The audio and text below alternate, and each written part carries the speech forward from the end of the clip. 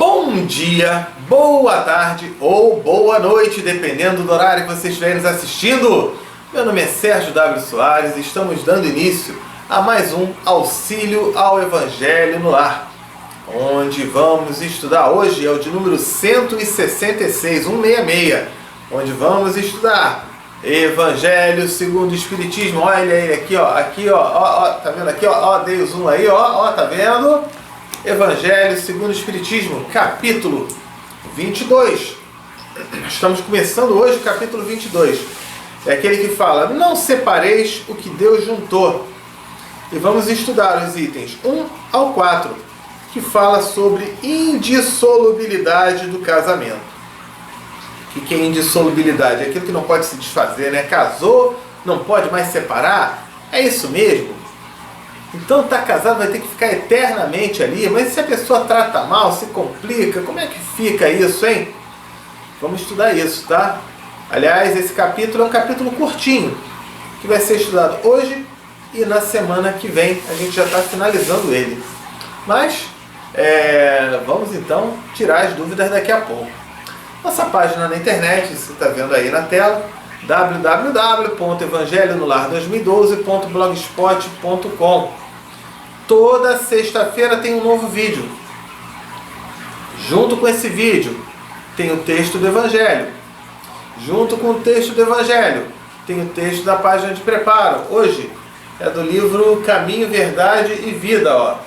O autor é o Espírito Emmanuel e foi psicografado pelo Chico Xavier.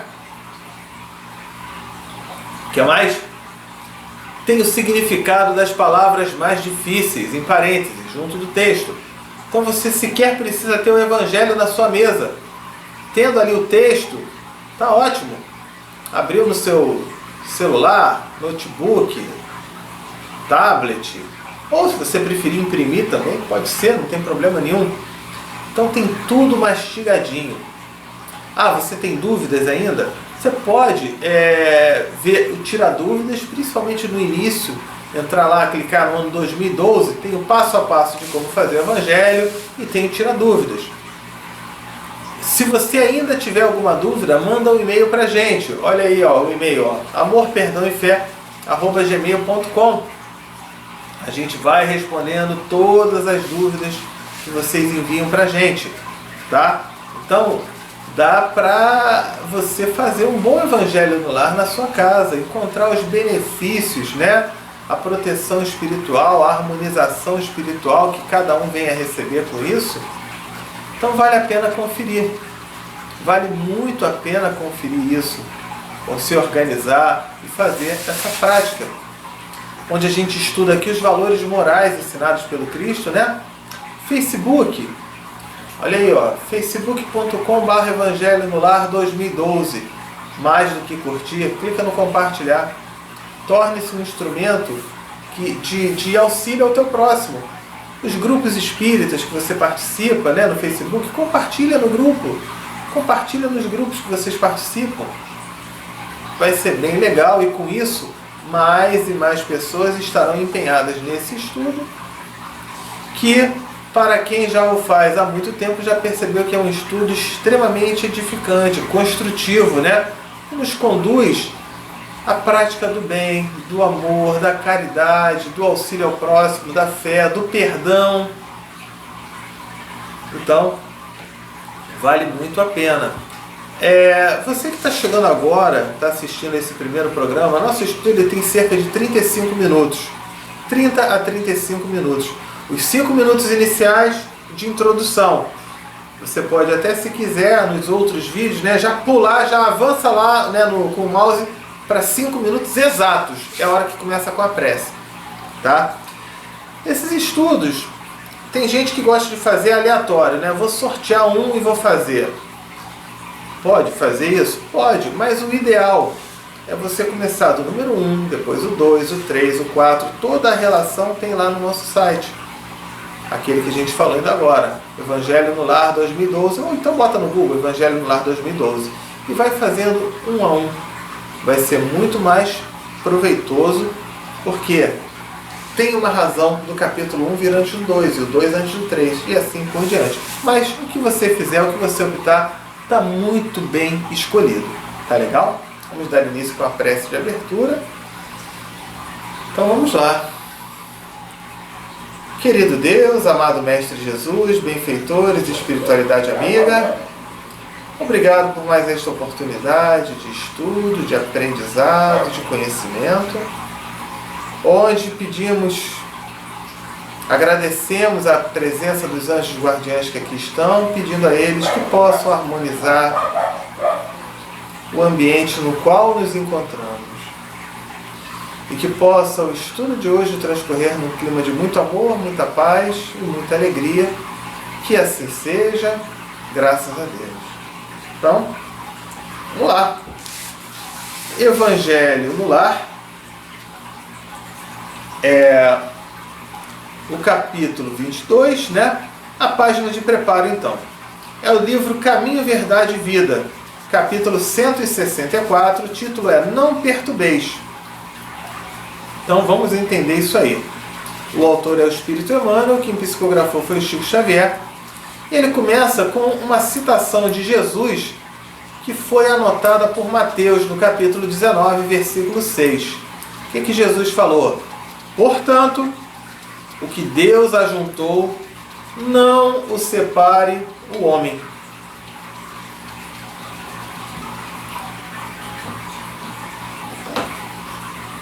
Eu vou botar a musiquinha de fundo, enquanto isso, e vamos lá. A palavra divina, pronto, coloquei. Daqui a pouco vai tocar. A palavra divina não se refere apenas aos casos do coração. Os laços afetivos caracterizam-se por alicerces, bases, fundamentos sagrados, e os compromissos conjugais ou domésticos sempre atendem a superiores desígnios, intenções, leis, O homem não ludibriará, não vai enganar, os impositivos da lei, abusando de facilidades materiais para lisonjear, para agradar, os seus sentidos. Quebrando a ordem que lhe rege os caminhos, desorganizará a própria existência. Os princípios equilibrantes da vida surgirão sempre, corrigindo e restaurando. A advertência de Jesus, porém, apresenta para nós significação mais vasta, ampla, maior, Não separeis o que Deus ajuntou, corresponde também ao não perturbeis o que Deus harmonizou. Vamos continuar. Ninguém alegue, ou menciona, justifique desconhecimento do propósito divino. O dever, por mais duro, constitui sempre a vontade do Senhor. E a consciência, sentinela vigilante do Eterno, a menos que esteja o homem dormindo no nível do bruto, permanece apta, essa consciência, permanece apta a discernir o que constitui obrigação e o que representa fuga. Gente, esse é o ponto-chave. O discernimento do que é obrigação nossa e o discernimento do que é fuga. Todos nós temos obrigações.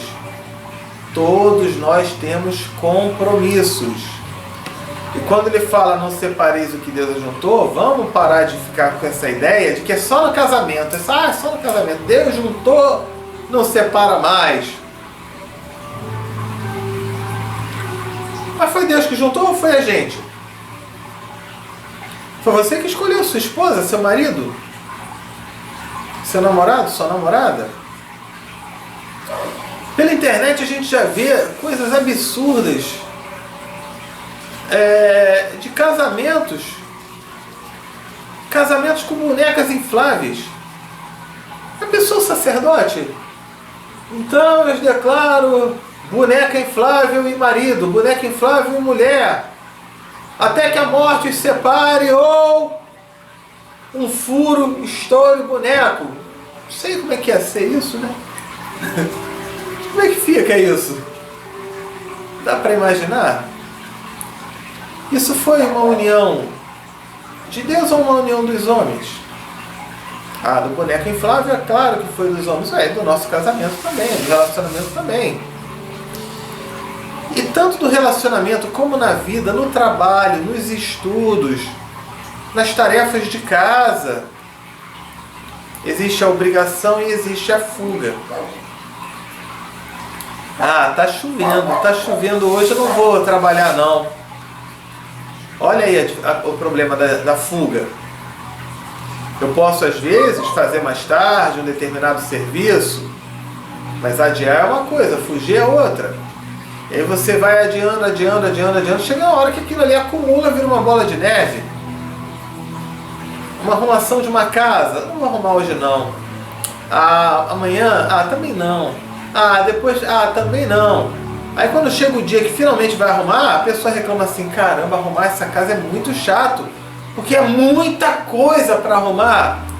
Mas não para pensar em quanto tempo você deixou acumular aquele serviço que se você fizesse um pouquinho cada dia, rapidinho seria resolvido. Mais do que essa arrumação, um pouquinho cada dia, a manutenção daquilo que você está arrumando também. Casa limpa não é a casa que você arruma mais, mas é a casa que você mantém limpa. Tem pessoas que têm faxineiras, né? Que vêm, arrumam a casa num dia e no mesmo dia já está tudo bagunçado de novo. Olha só os nossos hábitos. Então, é muito importante a gente ter o discernimento, obrigação e fuga. Citei aqui alguns exemplos, né? O Pai criou seres e reuniu-os. Criou igualmente situações e coisas, ajustando-as para o bem comum. Quem desarmoniza as obras divinas, prepare-se para a recomposição. Quem lesa o Pai, algema o próprio eu aos resultados de sua ação infeliz e, por vezes, gasta séculos desatando grilhões correntes, né? Algemas, né? Porque ele tem aquela oportunidade. Ele encontra pessoas com afinidades, né? E aí, a gente tem aqui a missão de construir, de produzir, de melhorar. Muitas vezes num relacionamento, um melhora e o outro não, o outro quer ficar encostado.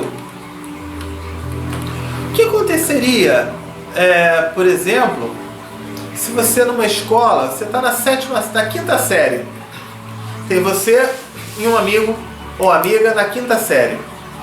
E aí você está estudando na quinta série juntos, são companheiros e tudo, e aí um estuda, mas o outro não quer estudar muito não. No final do ano, um vai para a sexta série, o outro continua na quinta. Pouca diferença, vamos continuar junto. Aí nesse ano seguinte, aquele estuda no sexto ano, se empenha e passa para o sétimo ano. E o outro continua na quinta série. Dá pra gente conversar, mas aí no ano seguinte, o da quinta série continua sem querer estudar e repete.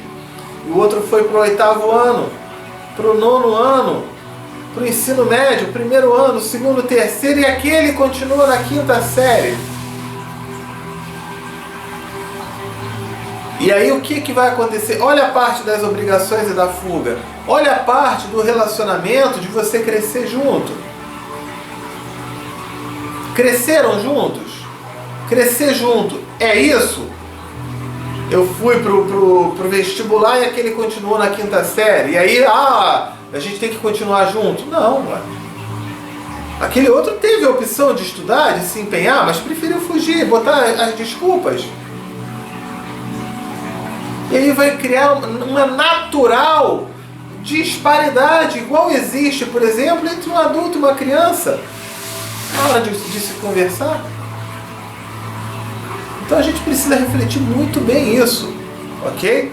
Vamos lá, na atualidade terrestre, esmagadora percentagem dos homens constitui-se de milhões em serviço reparador, depois de haverem separado o que Deus ajuntou, perturbando com o mal o que a providência estabelecera para o bem. Então, deu para entender aqui. A gente deve trabalhar no amor, na fé, na caridade, no auxílio, no perdão. Vamos juntos, vamos construir juntos.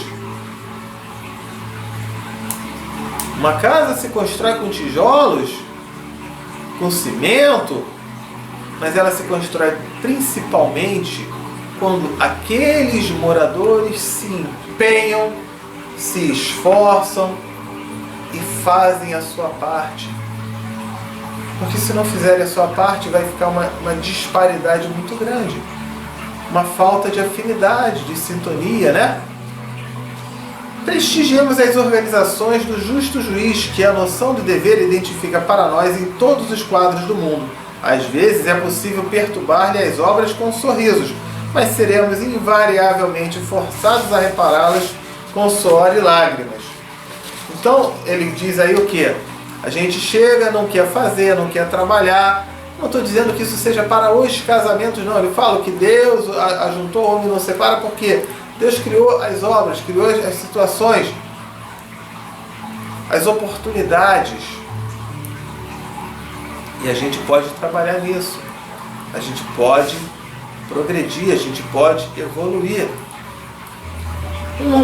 Uma relação de trabalho, patrão-empregado, é um relacionamento também. Onde você só consegue se manter no emprego, como? Se você fizer a sua parte. Uma relação de caridade, de auxílio a uma instituição, é um compromisso, é um casamento também. É uma tarefa, é uma missão que a gente tem. Vamos lá. Evangelho, capítulo 22, não separeis o que Deus juntou, itens 1 ao 4, indissolubilidade do casamento. Indissolubilidade é aquilo que não se pode desfazer, né? Então vem aí com uma citação de Mateus, capítulo 19, versículos 3 ao 9. Também os fariseus eram aqueles judeus, né, que obedeciam aquelas leis rígidas nos tempos de Jesus. Eles não tinham relação com os não crentes e se achavam mais justos e santos do que os outros em geral. Então eles tinham muito conflito com Jesus. Então, eles chegaram para Jesus, né? Também os fariseus vieram ter com ele, Jesus, para o tentarem. Adoravam provocar Jesus. E disseram: será permitido a um homem despedir sua mulher por qualquer motivo? Encerrar o casamento, né? E Jesus respondeu: não lestes? Você não leu que aquele que criou o homem desde o princípio, criou macho e fêmea, né? E disse: por essa razão, o homem deixará seu pai e sua mãe e se ligará à sua mulher, e não farão os dois senão uma só carne? Assim já não serão duas, mas uma só carne. Não separe, pois, o que Deus juntou. Ok. Primeiro ponto aí. Essa formação dessa carne é a constituição de uma unidade familiar. Muito cuidado na interpretação, porque juntou o casamento, são almas gêmeas. Nós já estudamos num programa Minutos de Espiritismo, e no Livro dos Espíritos pergunta-se: existe alma gêmea? E a resposta é bem clara: não existe alma gêmea, porque se ela é uma alma gêmea, significa, né, alguém que vai completar ao pé da letra, e que se eu não tiver com aquela pessoa eu estou incompleto. Não existe isso, porque nós somos espíritos completos. Estamos encarnados e somos espíritos completos. Se eu partir do princípio que cada um tem que ter uma alma gêmea, eu estou dando margem ao raciocínio de que somos incompletos, de que precisamos que alguém nos complete. E não é. Eu colho os frutos que eu planto. Se eu precisar de uma alma gêmea, alguém que me complete, e se alguém não quer me completar, eu vou ficar infeliz a vida toda? Não vou. Existe companheirismo, existem afinidades, eu tenho uma filosofia de vida, uma proposta de vida, e tem alguém com as mesmas filosofias, com os mesmos sentimentos, com as ideias, com uma afinidade muito grande em relação às minhas. Então vamos nos casar, vamos nos unir, vamos partir para uma missão, um trabalho? Vamos. É preciso entender, e daqui a pouco os Espíritos vão explicar, que Jesus respondeu de acordo com as leis daquela época. Ok? Então, forma-se uma unidade. Mas não confunda a unidade com alma gêmea, porque são coisas diferentes, tá? Não separe, pois, o homem que Deus juntou. Mas por que então, retrucaram eles, ordenava Moisés que o marido desse à sua mulher um escrito de separação e a despedisse? Ele queria fazer uma pegadinha com Jesus. Ah, não pode separar não? Por que Moisés falou que podia? No caso do adultério, né? Jesus respondeu: foi por causa da dureza do vosso coração que Moisés permitiu despedisseis vossas mulheres. Mas no começo não foi assim. Por isso eu vos declaro que aquele que despede a sua mulher, a não ser em caso de adultério, e de esposa, né, promete em casamento outra, comete um adultério. E que aquele que desposa a mulher, que outro despediu, também comete adultério. Então, Jesus falava que, inclusive, uma separação, né, de um relacionamento e depois casar com uma outra pessoa, ele considerava isso um adultério. Pela interpretação que muitos levam ao pé da letra. Vamos ver então agora a instrução dos Espíritos.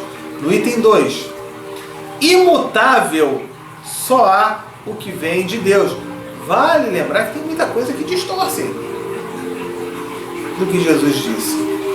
E muitas coisas também são ditas de acordo com a capacidade intelectual e de instruções daquela época. Imagine se Jesus dissesse assim: haverá um tempo em que pessoas conseguirão ferver uma água sem a necessidade de fósforo. Fósforo? Não existia fósforo.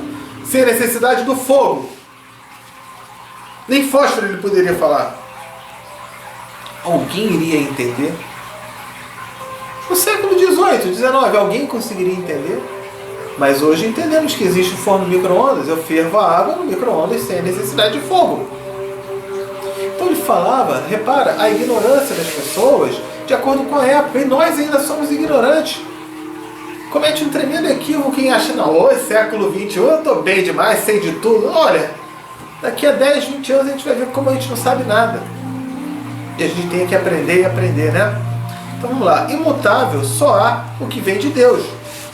Tudo o que é obra dos homens está sujeito à mudança. As leis da natureza são as mesmas em todos os tempos e em todos os países. As leis da natureza são as mesmas em todos os lugares. As leis humanas mudam segundo os tempos, os lugares e o progresso da inteligência. No casamento, o que é de ordem divina é a união dos sexos, para que se opere a substituição dos seres que morrem. Mas as condições que regulam essa união são de tal modo humanas que não há no mundo inteiro, nem mesmo nos lugares cristãos, não existem dois países onde elas sejam absolutamente idênticas e nenhum onde não hajam, com o tempo, sofrido mudanças. As leis de casamento, as regras de casamento mudam, né? De acordo com o lugar, com o país, com o progresso, com o desenvolvimento. E as leis daquele tempo era do homem separar com a mulher. Aliás, a mulher era totalmente submissa a tudo e a qualquer coisa, não tinha um poder de palavra. Já pensou então? Ó, Jesus falou que a mulher tem que ser submissa. Aí a mulher hoje, século XXI, porque Jesus falou isso, aí tem o marido que trai, tem o marido que bate, tem o marido que faz tudo. Não, que Jesus falou ali que só pode separar se for ele separando de mim. Eu não posso separar dele. Eu, mulher, não posso separar do marido, porque Jesus falou isso lá. Gente, ele falou naquela época, de acordo com as leis daquela época. E repare, ele dizia a César o que é de César, a Deus o que é de Deus. Por quê? O que ele queria dizer com isso? Ele em nenhum momento concordava com as leis de César naquela época. Mas ele falava que são leis e que devem ser cumpridas. São leis dos homens, diferente das leis de Deus. A gente precisa ter esse discernimento. Então ele coloca que aqui a missão nossa que tem o homem e a mulher perpetuar a espécie, ter filhos. Ok? Vamos lá. Daí resulta que em face da lei civil, o que é legítimo num país em dada época é adultério no outro país em outra época. Isso pela razão de que a lei civil tem por fim regular os interesses das famílias, interesses que variam segundo os costumes e as necessidades locais. Assim é, por exemplo, que em certos países o casamento religioso é o único legítimo. Noutros, é necessário, além desse, o casamento civil. Em outros países, esse último casamento basta, o civil, e religiosamente nem se casa. E hoje, inclusive, existe, até no nosso Brasil, a chamada união estável, não casou nem no civil e nem no religioso. Mas se o relacionamento durou lá 7 anos, 8 anos, é considerado um casamento? Então, vamos lá, item 3. Mas na união dos sexos, a par da lei divina material, comum a todos os seres vivos, há outra lei divina imutável, como todas as leis de Deus, exclusivamente moral, a lei de amor. Essa é a lei principal, é a lei de amor. Quis Deus que os seres se unissem, não só pelos laços da carne, mas também pelos da alma, a fim de que a afeição mútua dos esposos se lhes transmitisse aos filhos, e que fossem dois, e não um somente, a amá-los, a cuidar deles e fazê-los progredir. Nas condições ordinárias do casamento, a lei de amor é tida em consideração? De modo nenhum. Nas condições ordinárias do casamento, a lei de amor é tida em consideração? De modo nenhum. Não se leva em conta a afeição de dois seres que, por sentimentos recíprocos, de igual valor para ambos, se atraem um para o outro, visto que, as mais das vezes, essa afeição é rompida. O de que se cogita não é da satisfação do coração, e sim do orgulho, da vaidade, da cupidez, da ambição, numa palavra, de todos os interesses materiais. Eu tô apaixonado, eu conheci uma menina que ela é rica, ela tem dinheiro pra caramba, ela é linda, é ela a mulher da minha vida. Aí eu me caso com ela, aí ela fica pobre, já não é mais a mulher da minha vida. Eu tô casando por isso ou eu tô casando pra me mostrar, pra querer aparecer? Existe muito disso, né? Tem a mosquinha fazendo o evangelho no lar aqui com a gente. Enfim. Então, ele coloca esses valores, a gente precisa entender.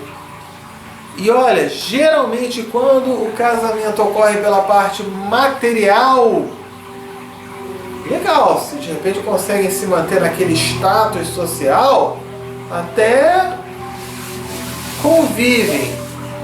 Mas será que conseguem ser felizes? Vejo vários relacionamentos assim, que não conseguem.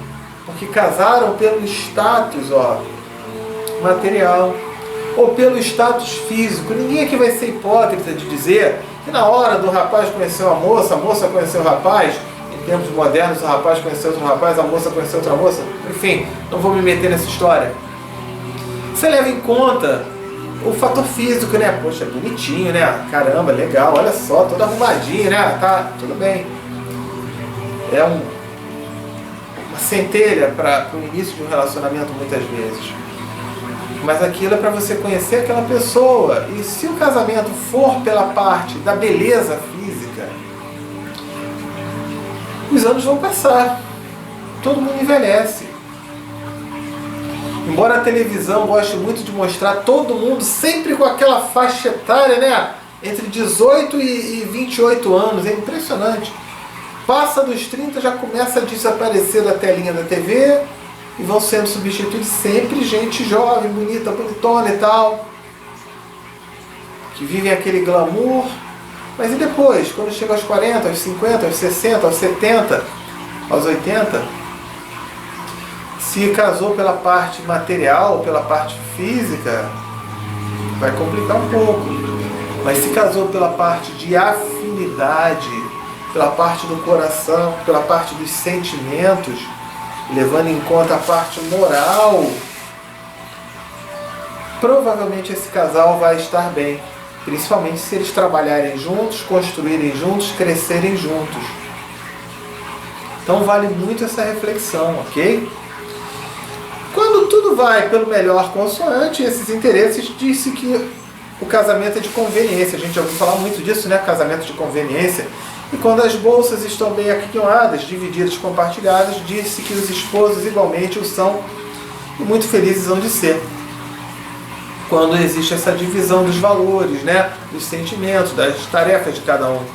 Nem a lei civil, porém, nem os compromissos que ela faz se contraiam, pode suprir a lei do amor. Então ele fala, a lei principal para qualquer relacionamento é a lei do amor. Se essa não preside a união, não é a lei principal, a lei presidente dessa união, né? Resultando frequentemente separarem-se por si mesmos, porque à força se uniram.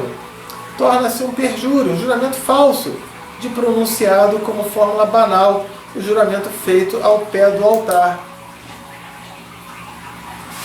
Repara, ele coloca aqui algo muito interessante. Se num casal, num relacionamento não há o amor, não existe o amor, na verdade, aquela união, ela já está desfeita. É lógico que é válido que ambos tentem, que ambos se esforcem, se empenham para o resgate desse amor. Mas se não há mais o amor, já tentou e tudo, ele coloca aqui com muita clareza que aquele casamento já acabou. Não é o papel que está escrito lá, ou que foi assinado, ou que está no cartório, que diz que aquele casamento existe. Sob os olhos de Deus. Sob os olhos da sociedade existe.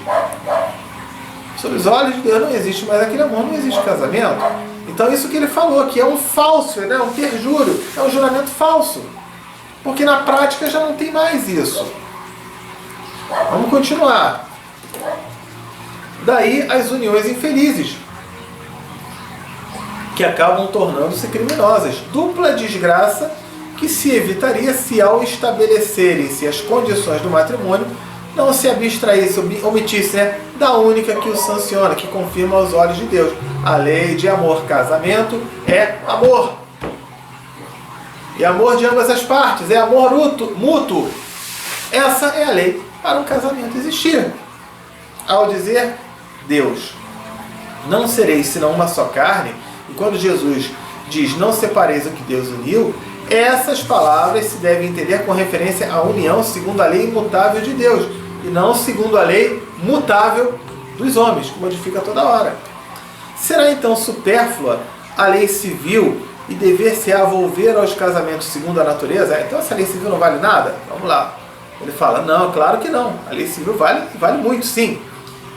A lei civil tem por fim regular as relações sociais e os interesses das famílias, de acordo com as exigências da civilização. Por isso é útil, necessária, mas ela é variável. A lei se modifica com o passar do tempo. Deve ser previdente, porque o homem civilizado não pode viver como selvagem. Nada, entretanto, nada absolutamente se opõe a que ela seja um corolário, uma consequência das leis de Deus. Os obstáculos ao cumprimento da lei divina originam causa dos prejuízos e não da lei civil. Esses prejuízos, se bem ainda vivazes, né, difíceis de destruir, já perderam muito do seu predomínio no seio dos povos esclarecidos. Desaparecerão com um progresso moral, que por fim abrirá os olhos dos homens para os males sem conto, as faltas, mesmo os crimes que decorrem das uniões contraídas, com vistas unicamente nos interesses materiais. Casou bonitinho no cartório, na igreja, o interesse é material. Aos olhos de Deus não é casamento, porque casou sem amor. Mas eu casei e vivi 50 anos. Ainda assim não era um casamento. Ali foi um acordo. Não foi um casamento, não foi uma união. Deu para entender? Um dia perguntar-se-á o que é mais humano, mais caridoso, mais moral, se encadear um ao outro, dois seres que não podem viver juntos, se restituir-lhes a liberdade, se a perspectiva de uma cadeia indissolúvel não aumenta o número de uniões irregulares. Olha lá, restituir-lhes a liberdade, porque cada um tem o seu livre-arbítrio. Você não pode tornar uma pessoa refém da outra. Existe o livre-arbítrio e existem as leis. Então ele esclarece muito bem essa parte da indissolubilidade do casamento. Não é para você tomar uma visão assim, né? Ah, não pode e tal. Ele está tendo um monte de problema. E um dorme na sala e outro dorme no quarto. Já não se fala, já não se convive mais juntos. Aquela convivência se tornou um pesadelo. Ah, mas não pode separar, não pode, senão a gente está rompendo. A lei de Deus é lei de amor, gente. Então, que se tenha o respeito, a atitude, o carinho, tudo aquilo de bom. Mas tem que ter muito cuidado, né? Tem que se prestar muita atenção, então, nesse esclarecimento que foi dado aí. Tá certo? Vamos lá. Ah, é a prece primeiro, né? Eu vou falar aqui, quando eu disser pausou, vou começar a prece. Se eu disser pausou, você pausa aí. Mencionem o nome das pessoas queridas, encarnadas ou desencarnadas, que vocês desejam tudo de bom, tudo de melhor, tá? Depois solta o pause e a gente vai para a fluidificação da água. Então vamos lá. Querido Deus, Mestre Jesus, espiritualidade amiga e benfeitores, viemos neste instante pedir-vos para que cada irmãozinho ou irmãzinha, encarnada ou desencarnada, que tiver o seu nome mencionado, ou mesmo que não tenha o nome mencionado, mas que esteja em nossos corações, que possa ser amparado, socorrido, acolhido, instruído, esclarecido pela espiritualidade amiga, trazendo-lhe o conforto, o alívio, a reflexão e a paz. Muito obrigado, que assim seja. Graças a Deus. Pausou.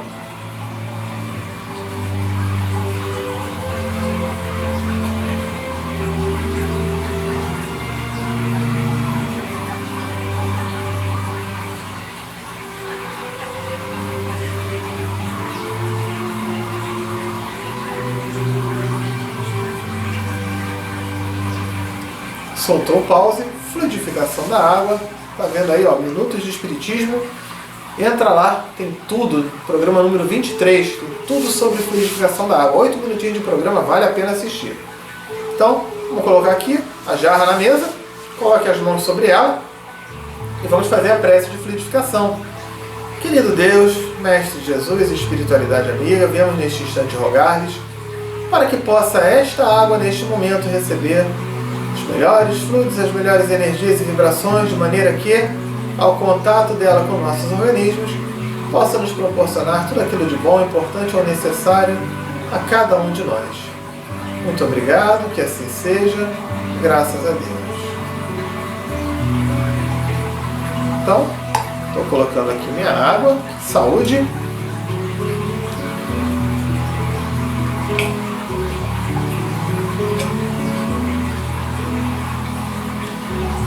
Prece de encerramento. Sérgio, ainda não bebi a água, ainda estou servindo aqui, tem 10 pessoas aqui fazendo evangelho comigo. Pausa, serve direitinho e depois continua, tá ok? Vamos lá. Prece de encerramento então. Querido Deus, Mestre Jesus, espíritos amigos e benfeitores, obrigado por esta oportunidade, mais uma, né? Do estudo, do esclarecimento, da reflexão, da compreensão de que a lei maior é a lei do amor. Obrigado pelo amparo e sustento dos espíritos benfeitores que aqui estiveram. Que possamos ter uma semana de muita paz, muito auxílio, muita luz e proteção também, seja pelo nosso merecimento ou pela misericórdia de Deus. Que possa em nossos corações os valores do amor, do perdão, da fé, da caridade, do auxílio, da paz, da tolerância, da paciência, da perseverança, da alegria, se fazerem cada vez mais presentes em nós dando-nos assim a chance de sermos verdadeiros instrumentos de Deus a cada vez que transmitirmos ao nosso próximo algum dos valores aqui citados. Muito obrigado novamente, que possamos estar aqui reunidos na próxima semana para mais um estudo, mais uma oportunidade de aprendizado. Muito obrigado, que assim seja, graças a Deus. Muito bem, né? Sendo assim, estamos finalizando aí o estudo de hoje, tá legal? Tenham todos uma ótima semana, fiquem com Deus e até o nosso próximo encontro. Tchau, tchau!